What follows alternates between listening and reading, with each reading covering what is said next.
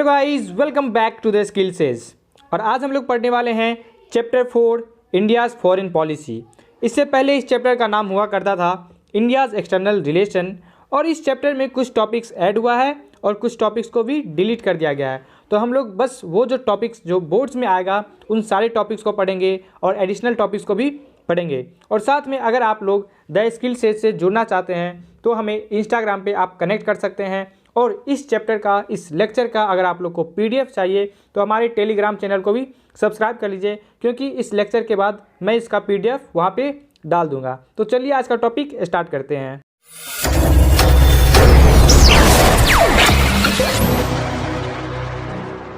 तो आज हम लोग पढ़ने वाले हैं India's foreign policy. Foreign policy होता क्या है, क्योंकि ये टॉपिक है तो हम लोग को ये जानना बहुत इंपॉर्टेंट हो जाता है कि फॉरेन पॉलिसी एक्चुअली होता क्या है। तो जनरली फॉरेन पॉलिसी क्या है? विदेश नीति है। एक गवर्नमेंट का स्ट्रेटजी होता है ताकि दूसरे नेशन के साथ कैसे डील किया जा सके, और जो भी पॉलिसी बनता है वो सेल्फ इंटरेस्ट के बेसिस पे होता है, और ये कोशिश रहता है कि कितना से कितना ज़्यादा हम बेनिफिट को उठा सके और अपने नेशनल इंटरेस्ट को सेफ गार्ड कर सके। तो ये होता है हमारा फॉरेन पॉलिसी, या किसी भी देश का ये फॉरेन पॉलिसी होता है। जब हमारा देश आज़ाद हुआ था तो उस समय हमारा क्या फॉरेन पॉलिसी था? आप लोगों को पता है हमारा फॉरेन पॉलिसी था नाम, नॉन अलाइन मूवमेंट। ठीक है, हमारा पॉलिसी था नाम। तो यही पॉलिसी को हम लोग देखेंगे कि जब इंडिया आज़ाद हुआ था, और आप लोगों को पता है 1947 में हमारा देश आज़ाद हुआ था, लेकिन उससे पहले ही 1946 से लेकर 64 तक, ठीक है, ये जो पीरियड था, जवाहरलाल नेहरू पीएम तो थे ही, साथ में वो खुद के फॉरेन मिनिस्टर भी थे, यानी कि कोई दूसरा फॉरेन मिनिस्टर नहीं था। इंडिया का फोकस था कि हम कोई भी सुपर पावर को ज्वाइन ना करें और इंडिपेंडेंटली जो भी डेवलपिंग नेशन है उनके साथ काम करके अपना डेवलपमेंट का वर्क कंटिन्यू रखे, क्योंकि इंडिया कोई भी पार्टनरशिप में नहीं चाहता था, वो नॉन अलाइंड ही रहना चाहता था। यहाँ पे बोर्ड में बहुत इंपॉर्टेंट 1 मार्क्स का आपका क्वेश्चन आएगा कि आप लोग बताइए कि जवाहरलाल नेहरू का 3 मेजर ऑब्जेक्टिव्स क्या था फॉरेन पॉलिसी के रिगार्डिंग। तो ये बहुत इंपॉर्टेंट हो जाता है, आप लोग इसको स्टार्ट कर लीजिए। ओके, सबसे पहले जान लीजिए कि प्रिजर्व हार्ड एंड सोवेरेनिटी, यानी कि जो इतना मुश्किल से हमने अपने आज़ादी को पाया था, अपने संप्रभुता को पाया था। ठीक है, संप्रभुता होता है सोवेरेनिटी मतलब, तो इस सोवेरेनिटी को हम लोग को क्या करना है? प्रिजर्व करके रखना है। सेकेंड क्या था? हम लोग ने 565 प्रिंसली स्टेट को एक साथ करके यूनियन ऑफ इंडिया बनाया। ठीक है, तो जो टेरिटोरियल इंटीग्रिटी है उसको प्रोटेक्ट करना है, इसे टूटने नहीं देना है। और लास्ट क्या था? रैपिड इकोनॉमिक डेवलपमेंट, यानी कि देश का विकास बहुत तेज़ी से करना है। ये 3 मेजर ऑब्जेक्टिव था। अब देखते हैं हम लोग नेहरू जी का role in Afro Asian unity, और इनका ये बहुत ही बड़ा रोल था, और ये बोर्ड में आपसे 4 मार्क्स का क्वेश्चन आ सकता है। तो चलिए इसको भी देखते हैं। तो यहाँ पे हम लोग बहुत ही अच्छे से पॉइंट बाय पॉइंट्स लिखेंगे और हाईलाइट कर देंगे उन इंपॉर्टेंट वर्ड्स को। तो आप लोग इसको सब टाइटल भी दे सकते हैं जो हाईलाइटेड वर्ड है, जैसे एशियन रिलेशन कॉन्फ्रेंस इन मार्च 1947, ये सबसे पहला स्टेप था। आप लोग देखिए, तो ये जो स्टेप लिया गया था 5 month ahead of attaining independence, आज़ादी से 5 महीने पहले ही नेहरू जी ने एक कॉन्फ्रेंस करवा लिया था। सोच लो, इंटरनेशनल कॉन्फ्रेंस हुआ था एशियन रिलेशन को लेकर। ठीक है, ताकि यूनिटी एक बना रहे एशिया और अफ्रीका के बीच में। सेकेंड था फ्रीडम ऑफ इंडोनेशिया, या आप कह सकते हैं इंटरनेशनल कॉन्फ्रेंस हुआ था जो 1949 में, ये बहुत ही इंपॉर्टेंट था। ठीक है, इंडिया जो था, ठीक है, बहुत ही ज़्यादा मेहनत लगाया ताकि इंडोनेशिया को क्या हो? आज़ादी मिल जाए। कहाँ से? डच कॉलोनियल रिजिम से। और ये सब इंटरनेशनल कॉन्फ्रेंस के जरिए इंडिया इस चीज़ को सपोर्ट किया था। थर्ड पॉइंट आप लोग क्या लिखेगा? साउथ अफ्रीका में जो अपार्थाइड सिस्टम को, ठीक है, जो अपार्थाइड सिस्टम को अपोज किया था इंडिया ने, तो ये थर्ड पॉइंट आपका आ जाएगा। फोर्थ पॉइंट क्या लिखेगा? बांडंग कॉन्फ्रेंस, ठीक है, जो इंडोनेशिया में हुआ था, बांडंग कॉन्फ्रेंस 1955 में। इसको एफ्रो एशियन कॉन्फ्रेंस भी कहते हैं। कॉन्फ्रेंस जो था lead to the zenith of India's engagement with newly independent Asian and African nation, और यहाँ से इंडिया का रिलेशन बनना चालू होता है एशिया और अफ्रीका कंट्री के साथ। और लास्ट में आप लोग लिखेगा ये जो बांडिंग कॉन्फ्रेंस हुआ था, ठीक है, ये जो बांडिंग कॉन्फ्रेंस हुआ था, ये नाम के इस्टेब्लिशमेंट में बहुत ही बड़ा रोल निभाया था, और इसी के कारण फर्स्ट समिट हो पाया नाम का बेलग्रेड में हुआ था, 1961 में हुआ था। तो आप लोग को ये अच्छा से समझ में आ गया होगा कि नेहरू जी का क्या रोल रहा था एफ्रो एशियन यूनिटी में। ठीक है, अब चलते हैं नेक्स्ट टॉपिक के ऊपर। बोर्ड में इस बार आपसे क्वेश्चन पूछ सकता है, ठीक है, कि आप लोग बताइए कि चाइना के साथ किस तरह से रिलेशन चेंज हुआ, और ये आपका एक टॉपिक भी इस बार सीबीएसई ने अपने पीडीएफ में ऐड किया है, ठीक है। तो इसको हम लोग देखते हैं। सबसे पहले आप लोग बहुत ही सिंपल सा लिखेगा कि चाइनीज़ रेवोल्यूशन हुआ था 1949 में, जिससे उसको आज़ादी मिला था। इंडिया को 1947 में फ्रीडम मिला और चाइना को 2 साल के बाद, ठीक है, 1949 में। So India was one of the first country to recognize the communist government of China. और इंडिया ही पहला कंट्री था, या कह सकते हैं one of the first country था जो कि चाइना को एक्सेप्ट किया कि हाँ उसको आज़ादी मिल चुका है। When China annexed Tibet in 1950, both countries developed some differences। अब डिफरेंसेस तो आना ही था, ठीक है, क्योंकि अब चाइना किसी कंट्री को क्या कर रहा है, एनेक्स कर रहा है, और वो भी बॉर्डर किसके साथ शेयर कर रहा है, इंडिया के साथ शेयर कर रहा है। तो ये क्या हुआ, कुछ डिफरेंसेस को क्रिएट कर रहा है। 1954 में क्या होता है, joint enunciation of Panchsheel was made by the Indian prime minister Pandit Jawaharlal Nehru and Chinese premier यानी कि प्राइम मिनिस्टर ही कह सकते हो, जौ इनलाई। तो यहाँ पे कुछ रिलेशन को बेहतरीन करने का बात बना, लेकिन ये हुआ नहीं सही, ठीक है, क्योंकि क्या हुआ, 1959 में India gave political asylum to Dalai Lama वहाँ से भाग कर चलाते हैं जब चाइना अटैक कर देता है। और ये जो चीज़ हुआ ये चाइना को बहुत ही ज़्यादा एनॉय करता है, परेशान करता है, क्योंकि इंडिया क्या किया, किसी कंट्री के प्राइम मिनिस्टर या किंग कह सकते हो दलाई लामा को यहाँ पे अपने घर में, ठीक है, इंडिया अपने घर में क्या किया, उनको असाइलम दिया, उनको रहने को दिया। तो ये चीज़ बहुत ज़्यादा परेशान किया था चाइना को। और उसी से ये बहुत ही इंपॉर्टेंट क्वेश्चन बनता है बोर्ड्स के लिए, और यहाँ पे 5 स्टार कर दिए हैं ताकि ये आपको समझ में आए कि ये क्वेश्चन कितना ज़्यादा इंपॉर्टेंट है।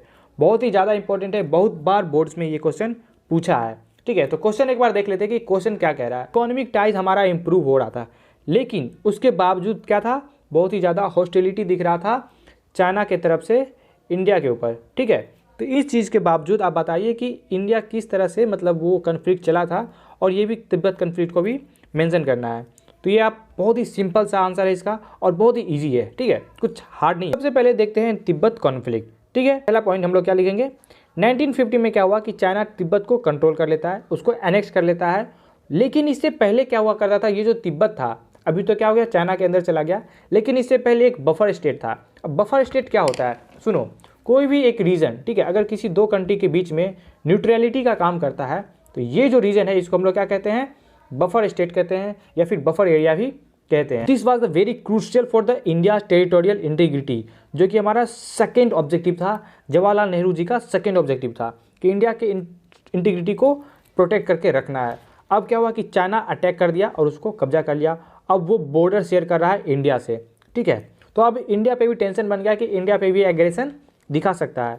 There was lot of opposition from the people of the Tibet also, और तिब्बत के लोग तो बिल्कुल नहीं चाहेंगे, अगर कोई भी कंट्री किसी के ऊपर कब्जा करेगा, अटैक करेगा, तो वो कोई कंट्री थोड़ी ना चाहेगा कि मेरे ऊपर वो कब्जा कर ले, हाँ भाई आओ रह लो, बट वैसा कुछ नहीं होता है, ठीक है। So India try to persuade China government, but all attempts fail. China किसी का बात सुनने को तैयार ही नहीं। And then what happened in 1954, ठीक है, 1954 में क्या होता है, पंचशील एग्रीमेंट साइन होता है इंडिया और चाइना के बीच में, ठीक है। The one of its clauses about respecting each other territorial integrity sovereignty, India considered China's claim over Tibet. देख लो क्या हुआ कि ये सबसे, इसमें तो रिपीटिंग क्लॉज था कि बार बार रिस्पेक्ट था कि रिस्पेक्ट करना है टेरिटोरियल इंटीग्रिटी को और सोवेरेनिटी को, बट इंडिया को यहाँ पे क्या लूज करना पड़ा, यहाँ पे एक्सेप्ट करना पड़ा कि तिब्बत जो है वो चाइना का ही एक अहम पार्ट है, अहम हिस्सा है, और यहाँ पे इंडिया बहुत बड़ा भूल कर देता है। थर्ड पॉइंट आप लोग क्या लिखिएगा, 1958 में क्या होता है, एक रिबेलियन टाइप का होता है, ठीक है, आर्म्ड एग्रेशन होता है तिब्बत में, किसके खिलाफ, चाइनीज़ कंट्रोल के खिलाफ। जैसे कि हमारे देश में पहले क्या होता था, ब्रिटिशर्स हमारे ऊपर कंट्रोल कर रहे थे, तो बहुत ज़्यादा एग्रेशन रिवेल वगैरह दिखता था, तो सेम चीज़ वहाँ पे हुआ, ठीक है। और this was suppressed bye the Chinese forces, और ऑलरेडी मतलब समझ ही रहो कि सप्रेस करना ही है, ठीक है। सो क्या हुआ कि दलाई लामा जो थे वहाँ से छोड़कर, ठीक है, बहुत सारे अपने फॉलोअर के साथ इंडिया चलाते हैं, और Indian government granted political asylum to Dalai Lama. और ये जो चीज़ हुआ, चाइना इसको मतलब अपने इंटरनल मामला को बोला कि एक तो आप एक्सेप्ट किए कि तिब्बत हमारा है, और लेकिन वहाँ के मतलब इनको वो कैदी कह रहा था, ठीक है, कि ये मतलब समझ जाओ कि देश विरोधी है, तो कुछ उस टाइप का, और उसको आप अपने घर में रहने को दे रहे हैं, असाइलम दे रहे हैं, और ये चीज़ चाइना को बिल्कुल खटक गया, उसको परेशान कर दिया, ठीक है। And this was regarded as an enemy like act by the Chinese government, और इस इशू को, ठीक है, कंटिन्यू रेज हुआ, और फाइनली 1962 में आप लोग देखिए कि चाइना क्या करता है, भारत पे अटैक कर देता है। तो 1962 में जो अटैक होता है उसके पीछे सिर्फ यही रीज़न नहीं होता है, एक दूसरा रीज़न होता है द बॉर्डर डिस्प्यूट, ठीक है। अब बॉर्डर डिस्प्यूट कैसे देख लेते हैं वो भी। Claim that matter was settle in colonial rule. India का कहना था, ठीक है, कि ये जो हमारा जम्मू कश्मीर है ये हमारा पूरा सेटल हो चुका है ऑलरेडी, और जो स्काई चीन का रीजन है यहाँ से यहाँ तक आपका स्काई चीन का रीजन आता है, ये भी क्या है हमारा ये, क्योंकि ये कॉलोनियल टाइम में ही हमारा सुलझ गया था। और दूसरा जो था नेफा, ठीक है, वहाँ पे भी चाइना क्लेम कर रहा था जो हमारा अरुणाचल प्रदेश है। तो ये जो चीज़ बोला कि चाइना नो नो नो, हाँ दिस इज़ नॉट एक्सेप्टेबल, वो क्लेम कर रहा था कि नहीं वो हमारा एरिया है। कि ये जो डिस्प्यूट था, ठीक है, ये बहुत ही बड़ा रीजन बनता है और ये दो क्रिटिकल रीजन में चल रहा होता है, ठीक है। जैसे कि बताया, पहला स्काई चीन एरिया इन लद्दाख, तो आपको मैप में बता दिए, ठीक है, जो कि जम्मू कश्मीर में है, और दूसरा अरुणाचल प्रदेश इन नेफा, ठीक है। और आज का ये नॉर्थ ईस्ट रीजन हो गया है, ये पहले नेफा कहलाया करता था। तो ये क्रिटिकल 2 पॉइंट आपका बहुत ही मेंशन रखता है 1962 वार के पीछे। तो फ्रॉम 1957-1959 क्या होता है कि चाइना ऑक्यूपाइड द स्काई चीन एरिया, वो अटैक करता है उस एरिया को, वो अपने अंदर कर लेता है, कनकर कर लेता है, and build a strategic road there. और वहाँ पे क्या करता है, वो एकदम पूरा तेजी से इंफ्रास्ट्रक्चर वगैरह बिल्ड करने लगता है। जबकि इस टाइम आप देखिएगा तो पूरा विश्व जो था वो क्यूबन क्राइसिस से जूझ रहा था, ठीक है, क्योंकि 1962 में पूरा लग ही रहा था कि अब जो है कहीं ना कहीं क्या होगा कि थर्ड वर्ल्ड वार हो जाएगा। लेकिन यहाँ पे चाइना का वार से तो कुछ मतलब ही नहीं, दुनिया से कुछ मतलब नहीं, वो इंडिया से अपना कन्फ्यूज़न और डिस्प्यूट वगैरह कर रहा था और अटैक भी कर देता है। और China launch swift and massive invasion in October 1962। और ये जो डिस्प्यूटेड रीजन था, ये दोनों जगह पे चाइना सबसे पहले तो नेफा में अटैक करता है और स्काई चीन रीजन में भी अटैक कर देता है। The Indian forces could block the Chinese advantage in the western front of Ladakh.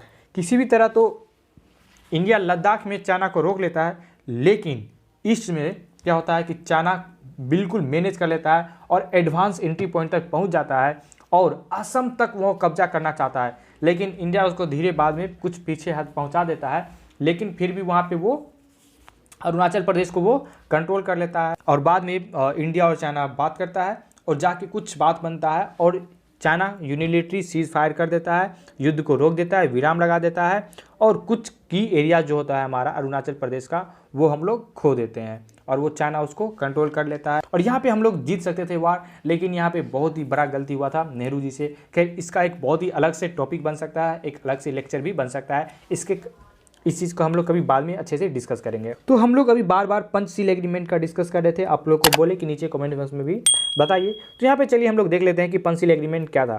पहला था mutual respect of sovereignty and territorial integrity. Second क्या था, नॉन एग्रेशन, ठीक है, बॉर्डर पे बंदूक गोली कुछ नहीं चलना चाहिए। थर्ड क्या था कि इंटरनल अफेयर में बिल्कुल नॉन इंटरफेरेंस होना चाहिए। फोर्थ क्या था, इक्वल एंड म्यूचुअल बेनिफिट, और आज आप लोग देखिएगा तो यूनिलेटरल बेनिफिट होता है। और लास्ट क्या था, पीसफुल को एग्जिस्टेंस, यानी कि हम लोग साथ में शांति के साथ रहेंगे। और आज तक अभी तक ऐसा बिल्कुल देखने को नहीं मिला है। ऑलवेज हर एक जितना भी एग्रीमेंट हुआ है हर एक को वायलेट करता है चाइना, ठीक है। तो ये लेकिन एग्रीमेंट है, आप लोग इसको ध्यान में रखिएगा। अब यहाँ पे आपके बोर्ड्स में, ठीक है, कुछ टॉपिक्स ऐड हुआ है। इंडियाज रिलेशन विद यूएस, ठीक है, इंडियाज रिलेशन विद रसिया और इंडियाज रिलेशन विद इजराइल। देखो रसिया का मैंने चैप्टर 2 में कर दिया है, ठीक है। आप लोग एंड ऑफ बायपोलरिटी चैप्टर आप लोग प्लेलिस्ट खोल लीजिएगा, लिंक नीचे डाल देंगे डिस्क्रिप्शन बॉक्स में, तो आप लोग वहाँ से देख लीजिएगा इंडिया का रिलेशन। और इंडिया का यूएस के रिलेशन आपका यूएस हेजीमनी चैप्टर के साथ मिल जाएगा। अब यहाँ पे बचा सिर्फ इंडिया रिलेशन विद इजराइल, तो इसको भी हम लोग देख लेते हैं। और ये जो आपका सारा पॉइंट है डायरेक्ट सीबीएसई के साइट से उठाया हुआ है, तो इससे ज़्यादा आप लोग को बोर्ड में कुछ पूछेगा भी नहीं। तो हम लोग देख लेते हैं इंडिया का रिलेशन विद इजराइल। तो क्या हुआ कि आज़ादी के बाद 45 साल तक इंडिया कोई रिलेशन नहीं रखता है इजराइल के साथ डिप्लोमेटिकली, ठीक है। इंटरनली तो कहीं ना कहीं रहता ही है, बट डिप्लोमेटिकली कोई रिलेशन नहीं रहता है। सिर्फ आप देखिएगा इस्लामिक कंट्री के साथ उसका ज़्यादा से ज़्यादा इंडिया का रिलेशन जो होता है कॉन्सेंट्रेटेड रहता है, लिमिटेड रहता है। लेकिन उसके बाद क्या हुआ कि इंडिया धीरे धीरे अपना एटीट्यूड चेंज किया इजराइल के प्रति, और ये एक पहला नॉन इस्लामिक कंट्री बना, ठीक है, जिसके साथ इंडिया धीरे धीरे एक्सप्लोर करना चाहा अपने रिलेशन को और बिल्ड करना चाहा, ठीक है। और इसका कहीं ना कहीं क्या होता है कि जो आज़ादी मिलता है, या बोल सकते हो कि इजराइल अपना इंडिपेंडेंस कब प्राप्त करता है 1948 में। एक्चुअली इंडिपेंडेंस नहीं प्राप्त करता है, ये तो एक नया कंट्री ही बनता है, ठीक है। तो जैसा कि आपको पहले ही बताया कि इंडिया का बहुत ही हिस्टोरिकल और कल्चरल टाइज तो चल ही रहा था, ठीक है, इजराइल के साथ। लेकिन डिप्लोमेटिक रिलेशन इंडिया पहली बार फॉर्म कब करता है 1992 में, ठीक है। लेकिन उसके बावजूद आप लोग देखिएगा तो वो जो रिलेशन था उसमें 1992 में पावर में कौन था, कांग्रेस, ठीक है। तो आप लोग ध्यान रखिएगा कि कांग्रेस के साथ उतना ज़्यादा कुछ खास नहीं बन पा रहा था, क्योंकि डिप्लोमेटिक रिलेशन तो बना लिया इंडिया, बट कुछ उतना मजबूत रिलेशन नहीं दिख रहा था। लेकिन ये पहला बार एकदम स्ट्रांगली दिखा, कब? जब एनडीए पावर आता है 1996 और 1998 में, और 1999 से लेके 2004 तक वाजपेयी जी का जो पीरियड चल रहा था। तो आप लोग जनरली देखिए तो इंडिया का रिलेशन स्ट्रॉन्ग कौन किया? एनडीए लेड गवर्नमेंट, ठीक है। Relation with two diplomatic nation further intensified with visits of two heads of government. और आज आप लोग देखिएगा कि प्राइम मिनिस्टर नरेंद्र मोदी जी का और बेंजामिन नेतन्याहू का, इन दोनों का रिलेशन इतना मजबूत है कि अभी कोई नहीं तोड़ सकता। अगर आप लोग बोले कि बहुत ही स्ट्रॉन्ग रिलेशन अगर इंडिया का किसी वेस्टर्न कंट्री के साथ है तो वो एक इजराइल है और फ्रांस है, ठीक है। और 2017 में जो विजिट हुआ था, आप लोग जान रहे होंगे, आप लोग टीवी में भी खबर देखते रहते होंगे, ठीक है। तो ये जो दो विजिट था, ये बहुत ही ज़्यादा इंपॉर्टेंट था इंडिया और इजराइल रिलेशन को स्ट्रॉन्ग करने में। The two nation have started cooperation in various fields like cultural exchange, security, defence, counter terrorism, space research, water energy, agriculture development. तो आप लोग देखिएगा एग्रीकल्चर का जो टेक्नोलॉजी आता है वो इसमें काफ़ी ज़्यादा एडवांस है इजराइल, ठीक है। और इंडिया वहाँ से ही अडॉप्ट करता है। यहाँ पे खासकर आप लोग देखिएगा कि विपन आजकल बहुत ही ताज़ा जो स्मॉल विपन है, ठीक है, बड़ा नहीं, जो स्मॉल लेवल का जो विपन होता है वो काफ़ी ज़्यादा मतलब इंडिया इजराइल से बनाता है, क्योंकि बहुत ही ज़्यादा उनका एडवांस वेपन्स वगैरह होता है। तो ये था कुछ टाइज और relationship of India with Israel. तो अब नेक्स्ट टॉपिक पे चलते हैं। यहाँ पे आप लोग देखिएगा कि डायरेक्ट हम निगेटिव पॉइंट बता रहे हैं, इंडिया का रिलेशन कैसे डिटोरिएट हो रहा है रशिया के साथ, क्योंकि पॉजिटिव या फिर हेल्दी रिलेशन आपको एंड ऑफ बायपोलरिटी चैप्टर में बता चुके हैं। तो ये नया टॉपिक है, तो इसको देख लेते हैं, ठीक है। तो इंडिया का जो न्यूक्लियर डील हुआ था यूएस के साथ 2008 में, ये रिलेशन को वर्स करता है। आप लोग यहाँ पे मेंशन कर दे रहे हैं, हम कुछ मेंशन नहीं किए हैं, इसका मतलब है कि हर एक चीज़ यहाँ पे डिटोरिएट हो रहा है, रिलेशन खराब हो रहा है, कभी इंडिया को झटका लग रहा है या फिर कभी रसिया परेशान हो रहा है, ठीक है। सो India's interest moving towards western countries. अभी आप लोग देखिए बहुत ही बेहतरीन एग्जांपल है, इंडिया फ्रांस प्रीफर कर रहा है, यूरोपियन कंट्री स्वीडिश हो गया, यूके हो गया, अमेरिका हो गया, रशिया को छोड़कर अब इंडिया अमेरिका को प्रीफर कर रहा है। क्वाड्रिलेटरल जो इसके बारे में आगे भी देखते हैं हम लोग, ठीक है। तो इंडिया वेस्ट को प्रीफर कर रहा है, वाइल क्योंकि रशिया के ऊपर सैंक्शन लगा हुआ है, तो इसके कारण क्या हो रहा है कि वो अपना रिलेशन ज़्यादा नहीं बना पा रहा है वेस्टर्न कंट्री के साथ, और वो अपने आप को लिमिट ही रख पा रहा है, मतलब अपने आप को लिमिट कर पा रहा है ईस्ट और चाइना के साथ। रशिया का रिलेशन चाइना के साथ और भी स्ट्रॉन्ग हो रहा है और क्लोज हो रहा है, वाइल इंडिया का अपोजिट है, ठीक है। Next, growing trade with China. लगभग इंडिया से जितना ट्रेड करता है ना रशिया, उससे ज़्यादा काफ़ी 10 गुना ज़्यादा ट्रेड करता है वो चाइना से। तो अब ट्रेड करता है तो इसका मतलब क्या? इसका मतलब ये कि इंडिया को कहीं ना कहीं खटक है कि वो चाइना से 10 गुना ज़्यादा रिलेशन रखता है, 10 गुना ज़्यादा व्यापार करता है एज़ कम्पेयर टू इंडिया। तो एक कहीं ना कहीं थोड़ा सा डिपेंडेंसी और डिफरेंस आ रहा है आइडियोलॉजी को लेकर और डिपेंडेंसी को लेकर, ठीक है। Russia delivers attack helicopters Mi-35 to Pakistan, और ये चीज़ इंडिया को अलर्ट कर दिया कि जो हेलीकॉप्टर तुम हमको दे रहे हो वही तुम हमारे दुश्मन को भी दे रहे हो। तो ये कहीं ना कहीं जो रिलेशन है उसमें थोड़ा सा स्ट्रेन आ रहा है। और लेटेस्ट ही आप लोग देखिए जो इंडिया का एग्रीमेंट टाई हुआ था यूएस के साथ, कौन कौन सा? बेका, मिस्टा, लेमुआ एंड कोमकासा, ठीक है। तो बेका क्या है? आपका बेसिक एक्सचेंज कम्युनिकेशन एग्रीमेंट है। मिस्टा क्या है? मेरीन ड्राइव को लेकर है। लेमुआ क्या है? लॉजिस्टिक एग्रीमेंट को है। और कोमकासा क्या है? कम्युनिकेशन को लेकर है, ठीक है। तो ये चारों एग्रीमेंट बहुत ही ज़्यादा बेस आप बोल सकते हैं स्ट्रॉन्ग टाई करता है इंडिया का यूएस के साथ। तो ये रशिया को बहुत ही ज़्यादा हिट करता है। और जो आप देखिएगा अभी प्रेजेंट सिनारियो में जो क्वाड का बहुत ही तेज़ी से, ठीक है, बहुत ही तेज़ी से क्या हो रहा है? स्ट्रॉन्गली इवॉल्व हो रहा है। और एक काउंटर ग्रुप है चाइना को लेकर, ठीक है। और इसमें मेनली आप देखिएगा इंडिया का बहुत ही बड़ा पार्टिसिपेशन है। आप लोग को बताना है कि क्वाड में कौन 4 कंट्री आते हैं, ठीक है। क्वाड क्या है? क्वाड्रिलेटरल ग्रुप है, एग्रीमेंट है, आप जो कह सकते हैं। आप लोग बताइए कमेंट बॉक्स में कि क्वाड में कौन कौन से 4 कंट्रीज आते हैं। अब हम लोग इस चैप्टर के लास्ट टॉपिक पे आ गए हैं, India's nuclear policy and program, ठीक है। बहुत ही छोटा और बहुत ही इजी टॉपिक है और आप लोग को इसका आंसर पता ही होगा, लेकिन एक बार फिर से हम लोग इसको देख लेते हैं। इंडिया का पहला आप लोग सबसे बताइए कि क्या है? बहुत ही सिंपल, पीस ओरिएंटेड, ठीक है। इंडिया हमेशा न्यूक्लियर को पीस के लिए यूज करेगा, ना ही वार के लिए, ठीक है। सेकेंड का है इंडिया का पॉलिसी नो फर्स्ट यूज, कि हम लोग कभी भी पहले इस्तेमाल नहीं करेंगे, ठीक है। लेकिन इस चीज़ को, ठीक है, अभी के सरकार, ठीक है, जो एनडीए लेड गवर्नमेंट है पीएम मोदी का, ठीक है, मोदी जी का, वो क्लियर कर दिए हैं कि पॉलिसी को हम लोग चेंज भी कर सकते हैं और रिव्यू भी कर सकते हैं। अगर इंडिया के रीजनल और नेशनल सिक्योरिटी पे कोई भी थ्रेट आता है तो हम लोग इस पॉलिसी को चेंज कर सकते हैं, जो कि बहुत ही ज़्यादा इंपॉर्टेंट था, क्योंकि कोई भी कंट्री आके इंडिया पे एग्रेशन दिखा सकता था। लेकिन अब क्या होगा कि कोई भी कंट्री एक बार सोचेगा कि इंडिया का पॉलिसी चेंज हो सकता है न्यूक्लियर के रिगार्डिंग। और लास्ट आप क्या लिखेगा कि ऐसा नहीं कि अब इंडिया ऐसा बोला कि हम एग्रेसिव हो जाएंगे, पॉलिसी हम न्यूक्लियर अटैक पहले भी कर सकते हैं, लेकिन ऐसा नहीं। India is always committed to ensuring the membership in nuclear supplier, कि हम लोग किसी भी कंट्री को हम लोग न्यूक्लियर वेपन सप्लाई नहीं करेंगे, ठीक है। और last, opposing partisan and unjust nuclear treaties like CTBT और NPT, कि हम तो बना लिए न्यूक्लियर लेकिन तुमको नहीं बनाने देंगे। तो ये सब जो ट्रीटी है इंडिया इसको बिल्कुल अपोज करता है। इसी टॉपिक के साथ आज का लेक्चर समाप्त होता है। आप लोग बताइए नीचे कमेंट बॉक्स में कि आपको ये लेक्चर कैसा लगा, और आपको कुछ डाउट्स है तो आप नीचे कमेंट बॉक्स में भी पूछ सकते हैं, या फिर आप मुझे इंस्टाग्राम पे भी कनेक्ट कर सकते हैं, मैं वहाँ पे क्वेरीज सॉल्व करता हूँ। और अगर इस चैप्टर का PDF आपको डाउनलोड करना है तो हमारे टेलीग्राम चैनल को सब्सक्राइब कर लीजिए, लिंक आपको डिस्क्रिप्शन बॉक्स में मिल जाएगा। So guys, thank you for watching my video. This is Roshan signing off.